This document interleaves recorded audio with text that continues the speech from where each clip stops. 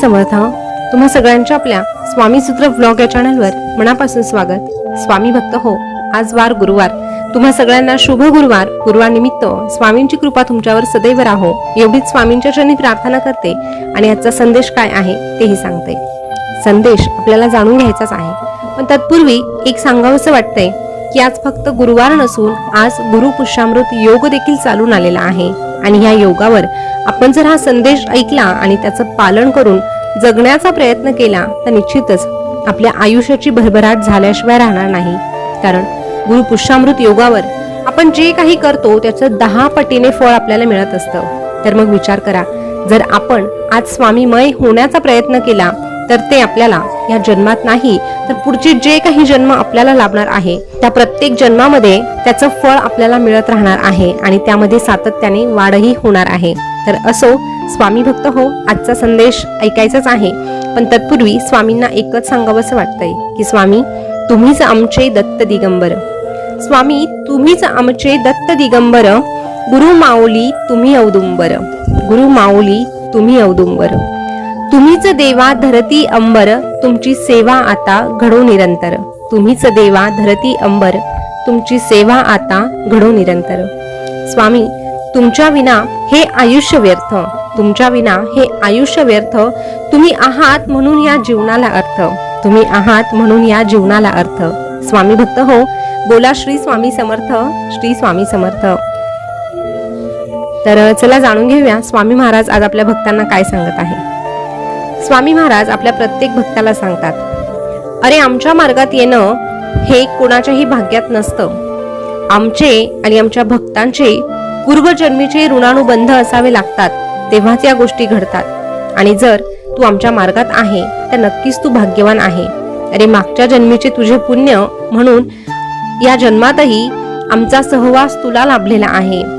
म्हणून स्वतःच्या नशिबाला सारखं सारखं दोष देऊ नको, तर आम्ही तुझ्या सोबत आहोत याचा अभिमान बाळग. अरे आमच्या भक्तांनी केलेली कुठलीही सेवा कधीच वाया जात नाही. प्रत्येक सेवेचं फळ आम्ही आमच्या भक्ताला देतच असतो. काही वेळेस उशीर होतो, पण त्या सेवेचं फळ देखील आम्ही नक्की देतो. निस्वार्थी वृत्तीने केलेली सेवा आमच्यापर्यंत येऊन पोहोचते आणि आम्हाला त्याचा स्वीकार करावाच लागतो. फक्त तोपर्यंत आमच्या भक्तांमध्ये तेवढा संयम असणं देखील गरजेचं आहे. अरे तुझ्या प्रत्येक संघर्षाची कहाणी लिहिली जाणार. लक्षात ठेव, तुझ्या प्रत्येक संघर्षाची कहाणी लिहिली जाणार. तुझ्या सोबती जरी कुणी नसेल ना तरीही आम्ही मात्र तुझ्या पाठीशी राहणार. आम्ही मात्र तुझ्या पाठीशी राहणार.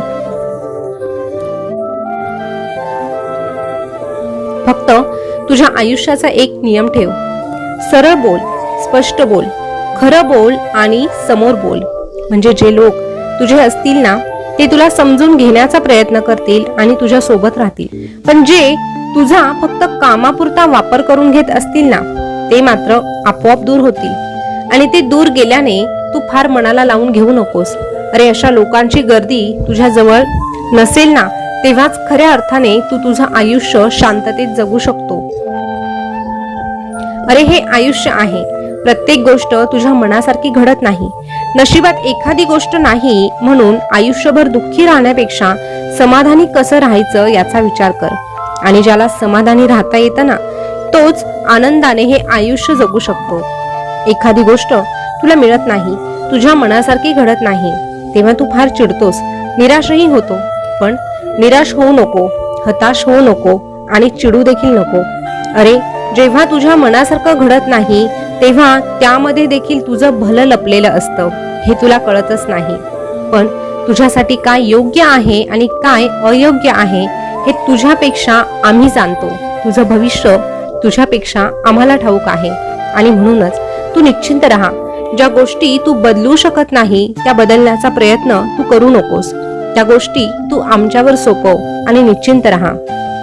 तुझ्या आयुष्याचे धागेदोरे जेव्हा तू आमच्या हातात देतो तेव्हा नक्कीच ते सुंदर कसं बनवायचं हे आम्ही पाहत असतो. तू फक्त डोळे झाकून आमच्यावर विश्वास ठेव.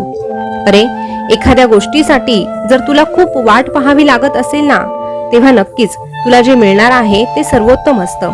तू ज्या पद्धतीचा मागतो ते उत्तम असतं, पण जे आम्ही तुला देतो ते मात्र सर्वोत्तम असतं, हे लक्षात घे.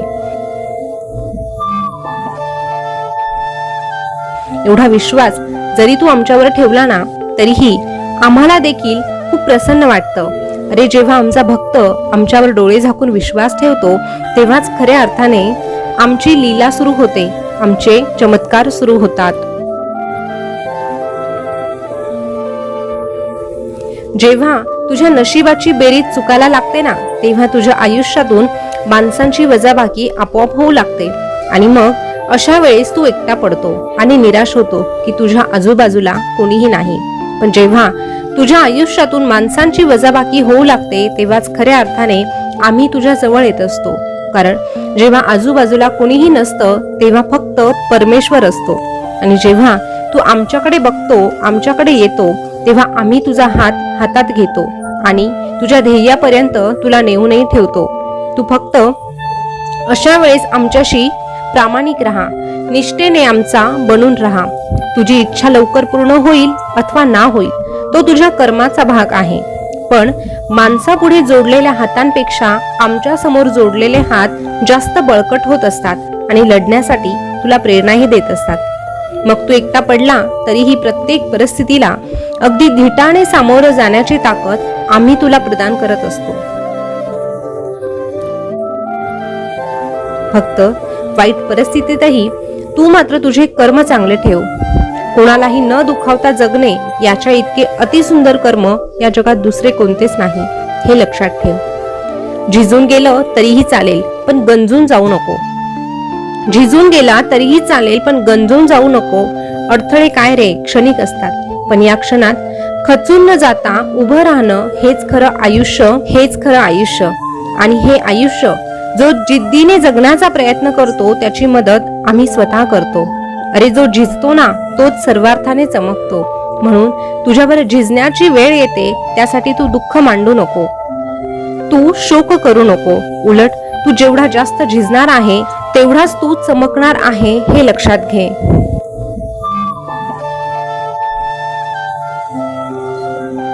अरे, जेव्हा तुझ्या आयुष्याच्या वाटेवर तू चुकतो ना, तेव्हा चालता चालता पडताना आम्ही तुला सांभाळून घेऊ.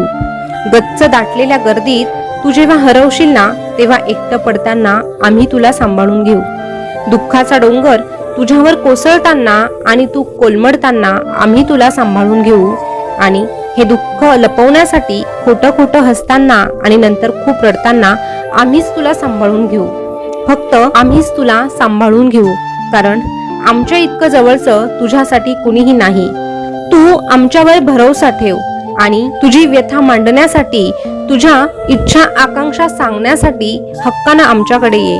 अरे, जेव्हा आमचा भक्त आमच्यावर हक्क गाजवतो, तेव्हा तितक्याच हक्काने आम्ही त्याचे हट्टही पुरवतो आणि लाडही पुरवतो. होतात रे आयुष्यामध्ये चुका. आयुष्यात चुका झाल्या म्हणजे तू वाईट ठरत नाही. फक्त जेव्हा तुझ्या हातून चूक होते, तेव्हा आमच्या समोर येऊन त्याची कबुली दे आणि पुन्हा अशा चुका होणार नाही याची शाश्वती दे. जेव्हा आमचा भक्त चुकांमधून सुधारण्याचा प्रयत्न करतो, तेव्हा त्याला सुधरवण्यासाठी आम्ही मदत करतो आणि त्याला प्रत्येक वाटेवर, प्रत्येक वळणावर एकच सांगतो, भिवू नकोस, मी तुझ्या पाठीशी आहे. भिवू नकोस, मी सदैव तुझ्या पाठीशी आहे.